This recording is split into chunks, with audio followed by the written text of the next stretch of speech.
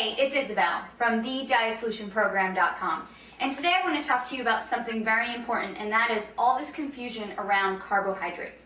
So a lot of people ask me, Isabel, are carbohydrates making me fat, or do all carbs make you fat?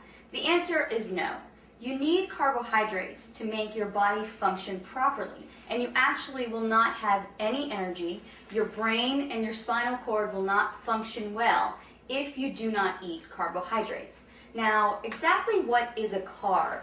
Carbs can be things like bread and pasta and potatoes, but they're also fruits and vegetables and some beans. And a lot of people just think bread and pasta when they think carbs, when really fruits and vegetables can give you the carbohydrates that you need as well.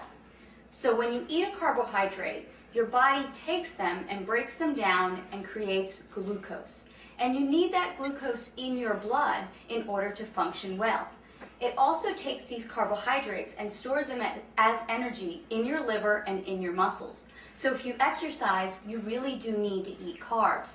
The problem is that a lot of people are eating an overabundance of carbohydrates, especially in the form of processed foods and baked goods and different breads and a lot of pasta.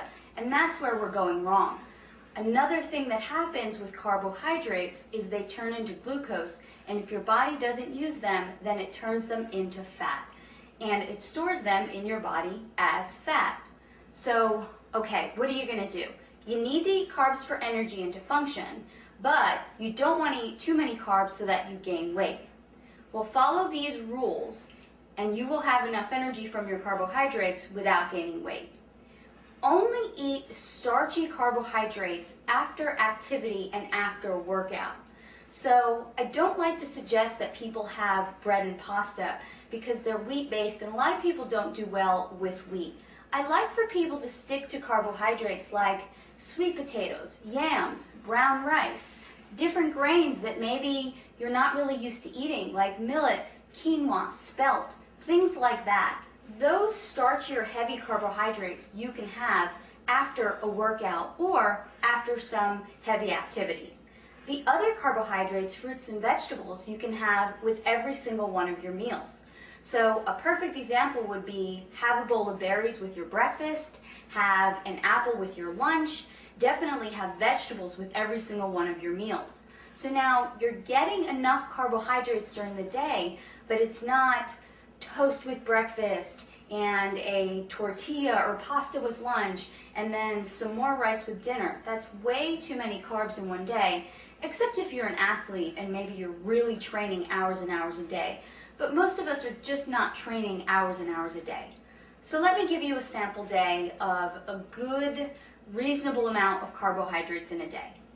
Have some eggs with your breakfast and then have a bowl of berries. Then as a snack, you can have an apple with some raw nuts. For your lunch, you can have a salad with raw vegetables and cooked vegetables and maybe an orange to go along with that.